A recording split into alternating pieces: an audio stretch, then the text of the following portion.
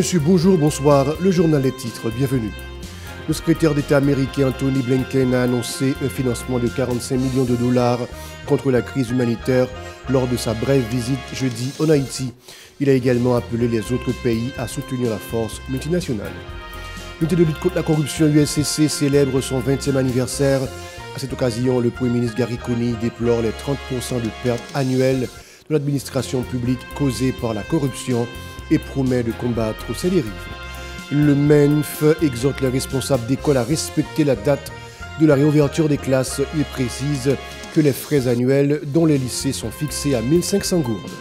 Le deuxième chef gang de Marc Arthur, opérant dans la commune de Carrefour, Rivière-Froide, Guilo Ora, a été appréhendé par les agents de la police frontalière terrestre Polyfront de la commune de Belladère, dans le département du Centre, jeudi. Les habitants de la commune de Kinskov appellent les autorités à intervenir pour la construction de la route dangereuse menant à la localité de Kajak, très fréquentée par des personnes fuyant l'insécurité de la capitale pour rejoindre les villes de province du Sud. Restez avec nous pour le développement. Madame, Monsieur, de retour, comme annoncé en titre, lors d'une conférence de presse tenue jeudi au salon diplomatique de l'aéroport Toussaint-Louverture, le secrétaire d'État américain Anthony Blinken a salué la résilience du peuple haïtien qui traverse une période critique de son histoire.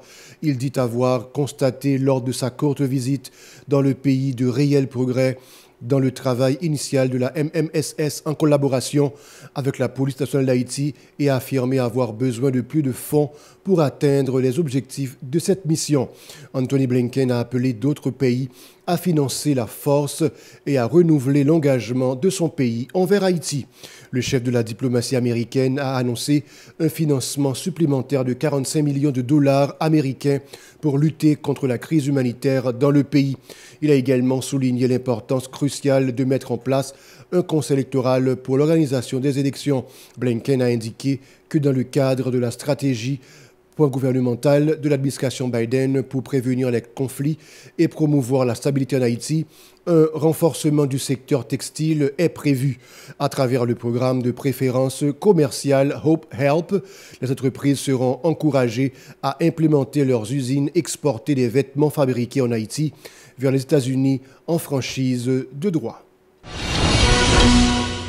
L'ULCC célébrera le 8 septembre son 20e anniversaire. L'institution marque 2 décennies de combat contre les malversations, la corruption et le trafic d'influence. Dans le cadre de cette commémoration, le Premier ministre Gary Coney a déploré les pertes annuelles estimées à 30% de l'administration publique imputable à la corruption.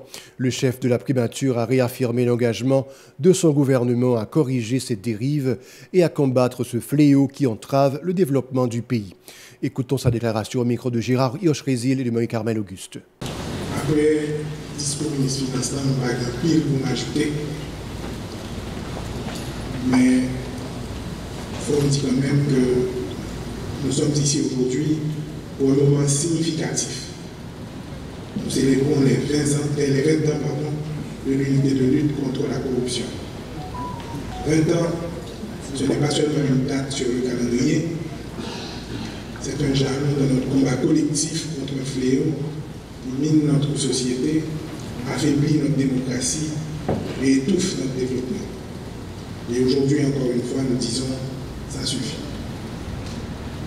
Mon ami et frère Kofi Annan, et que son âme repose en paix, un homme dont la sagesse continue à nous inspirer, a dit un jour, la corruption est un mal insidieux qui appauvrit les nations, sape la démocratie et érode la confiance dans les institutions. Mesdames et messieurs, nous devons faire de la lutte contre la corruption une priorité absolue. Et c'est ce qui nous motive chaque jour. C'est ce qui me motive chaque jour à la tête du gouvernement. Dès mon entrée en fonction, j'ai pris des mesures concrètes. La circulaire numéro 001 du 25 juin 2024 est un premier pas vers la construction d'un État où la transparence et l'intégrité sont les piliers de notre gouvernance. Nous avons créé un ministère spécifiquement dédié à assainir nos institutions et à mettre fin à la corruption et à l'impunité.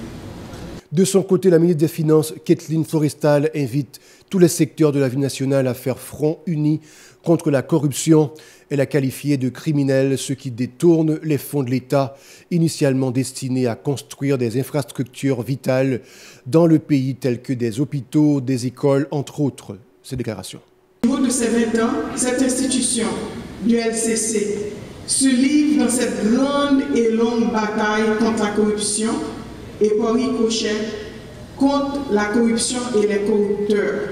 Avec 20 ans, l'ULCC, Jodia, la continuer à combattre la corruption, la continuer les gens qui encouragent la corruption et les gens qui ont fait corruption.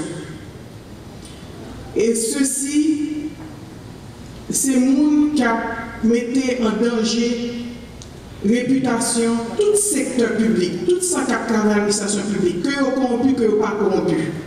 La Bretagne de développement économique et social pays et la prêter recettes financières l'État nommel, recettes que le TK mettait à disposition et population haïtienne pour mener à bien politique gouvernement.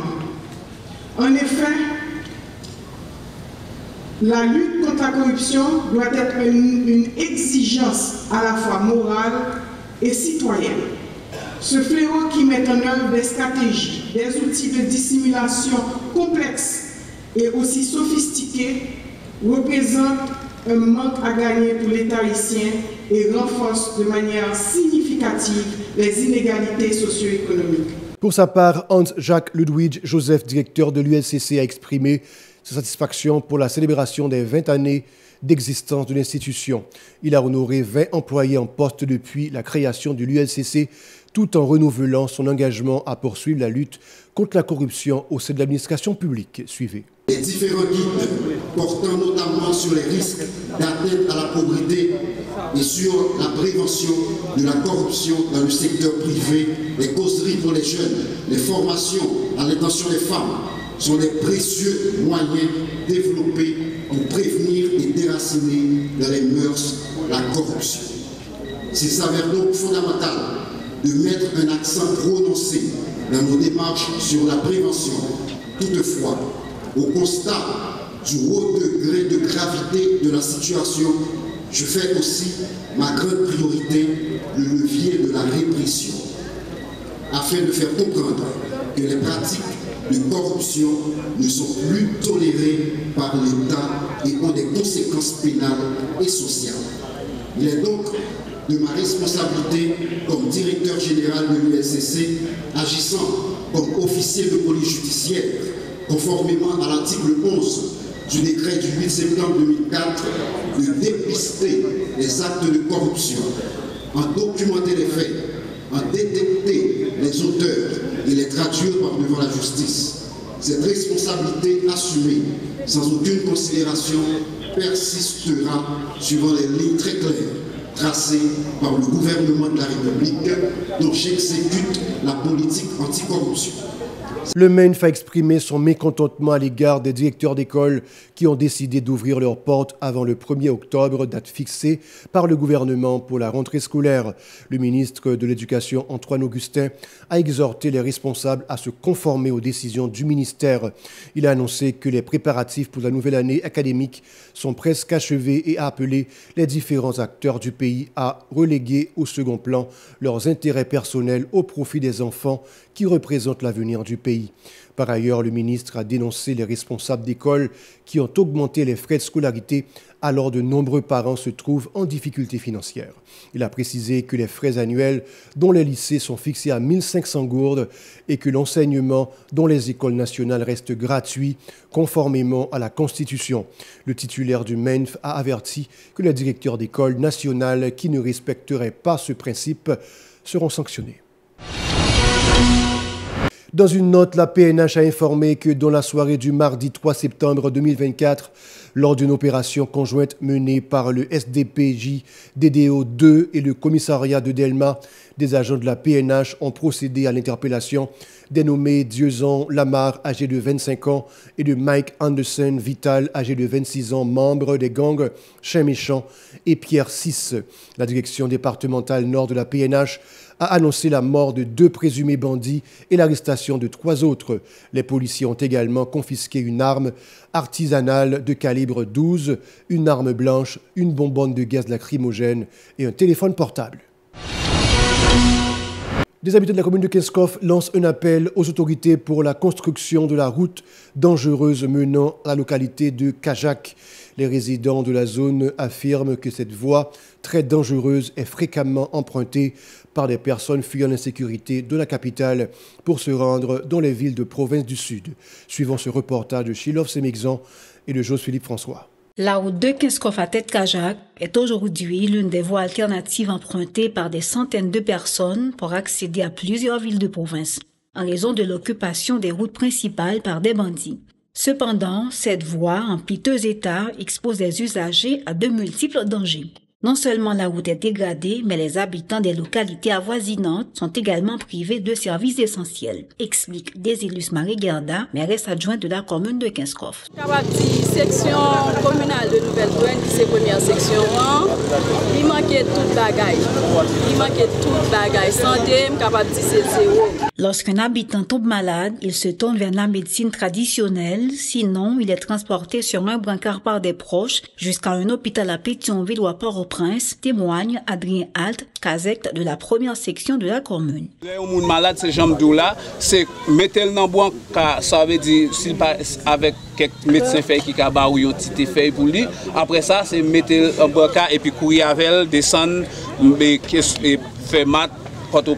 Bien que critique et quasiment impraticable, cette route reste relativement sûre en ce qui concerne l'insécurité. Cependant, la mairesse appelle les autorités à prendre des mesures pour empêcher l'installation de bandits dans la zone. Nous lançons un SOS pour le ministère de la Justice, pour le responsable de la police en façon que pour capable, surtout sur le plan sécurité, pour bon bagage qui fait sur route là.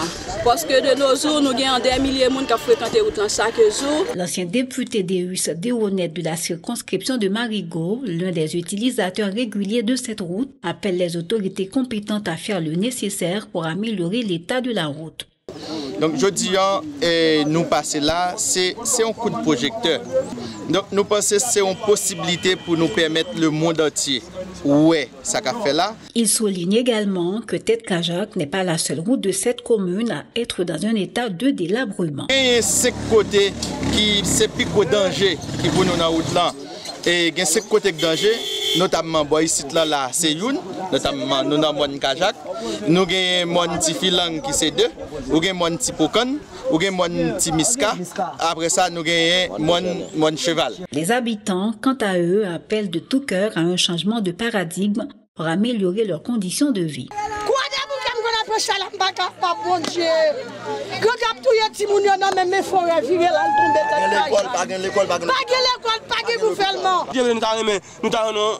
On l'État fait ça pour changer nous dans la zone, changer tout le monde nous à l'école, changer nous-mêmes qui travaillent, nous avons un petit jardin, nous avons nous mettons le bas nous machine passer prendre, il tape important pour nous. Vers l'élaboration des mécanismes de protection des travailleurs humanitaires dans la réponse humanitaire en Haïti est le thème retenu par le réseau pour l'équité de genre dont l'action humanitaire Regaille des Gènes ainsi que d'autres partenaires pour clore les 2 journées du Forum national sur l'aide humanitaire.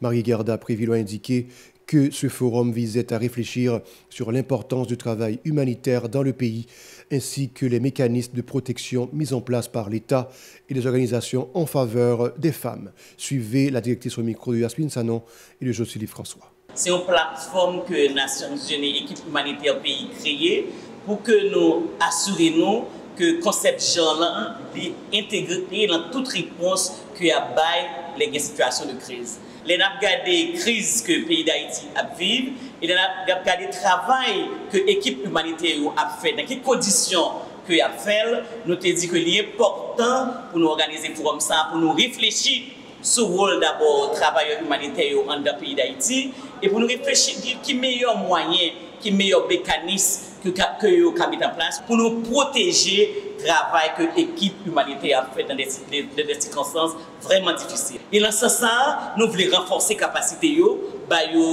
et les moyens qu'il faut pour que jouent un rôle convenablement. Et c'est dans ce sens que nous réunissons pendant 2 journées et nous préparons un cahier de charge. À partir de tout problème que nous identifions, que les travailleurs humanitaires ont gagné dans le cadre de travail que a fait, dans le cadre de mission, et à partir des suggestions que nous avons fait pour nous et suggérer des mécanismes de protection pour les travailleurs, nous allons préparer le cahier de charge. Et nous-mêmes, nous, le comité exécutif là, c'est faire plaidoyer. Nous allons marcher à cahier de charge, du côté que nous sommes supposés faire plaidoyer, que vous aimez, suite. Et que le travail humanitaire là amélioré dans le pays d'Haïti. Les participantes ont exprimé leur satisfaction quant à la tenue de ce forum, affirmant avoir beaucoup appris sur le renforcement de leur capacité de leadership et sur les moyens d'agir lors des distributions d'aide humanitaire suivées. Alors c'est un plaisir pour moi-même de participer dans 2 jours de formation. Et ça nous fait apprendre plus de leadership, de comment pour nous gérer une crise, de comment pour nous entrer dans l'activité pour nous protéger le monde qui est dans une situation de crise. Et regard national, qui était pour l'initiative pour mettre nous ici à la, malgré problème, malgré difficulté, et nous entrer quand même pour notre Port-au-Prince pour participer dans 2 jours forum. C'était un plaisir pour nous. Je suis content de participer dans l'activité nationale que l'État a fait, juste pour permettre que nous-mêmes, et tout le monde travaille sur le terrain pour gérer nos questions humanitaires, pour comment gérer nos connaître que c'est nous qui traitement que nous devons et ouais ensemble avec nous comment besoin est-ce que vrai ça est-ce que c'est ça vraiment besoin et tout comment nous identifier gérer le monde qui ça c'est un plaisir pour nous là malgré c'est difficile mais nous féliciter la coordination nationale. Voilà, c'est tout pour le journal. Bon week-end, restez avec nous pour la suite de la programmation.